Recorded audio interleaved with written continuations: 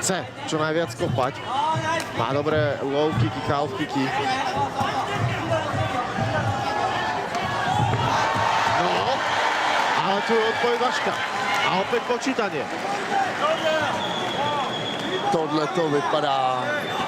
On mu trefil zátelek, on to jako ukazuje, no, ale nebylo to cílený.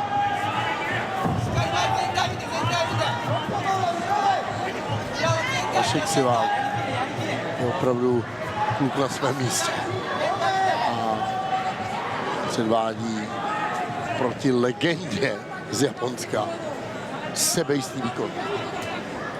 Je to bad boy ze vším všudy a jeden z najväčších talentov. Rozhodně. Tu si musí dávať Kido pozor, keď netrafí, premáchne.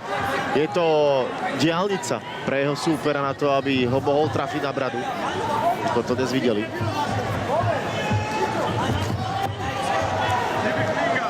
A zase mu trefil slabiny. No, tentokrát to bude asi Kido dlhšie predýchavať. Môže nabrať energiu a sily.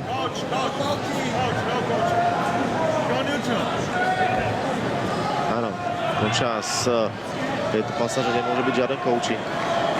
Teď bych na místě Kida si těch 5 minut klidně vzal.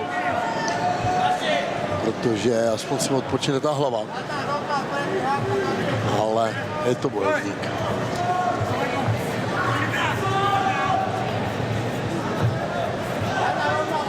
Pokračujeme ďalej.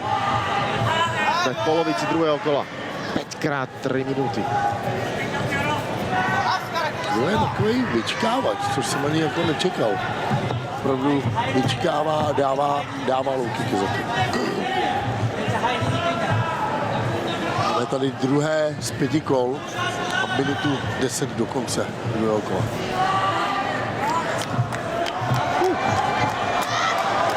Nádherná kombinace od Vaška Sivák. A opäť dobrý spodok. Otočky, tam poslal round kick, spodek.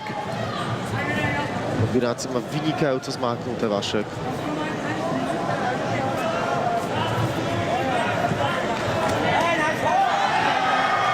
On je hrozný granát.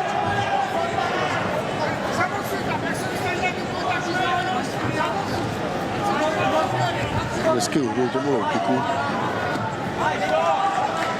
Dává Kidovi slušný round kicky a zatím za mě vede teda. Okamžitě potrestaný dvouma low kickama. High kick. Vykryl. Na zbraň Kida, ale presne tak. Dobre si to postrážil Vašek. Blížime sa ku koncu druhého kola.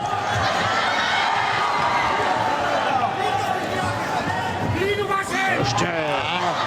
Z otočky hned high kick.